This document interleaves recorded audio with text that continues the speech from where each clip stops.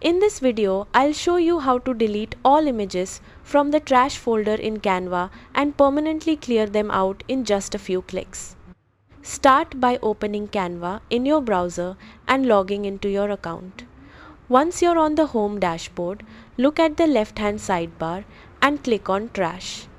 This is where Canva stores all deleted designs, images, and files before they're permanently removed.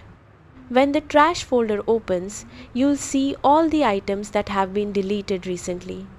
If you want to remove everything at once, look toward the top of the screen for the empty trash option.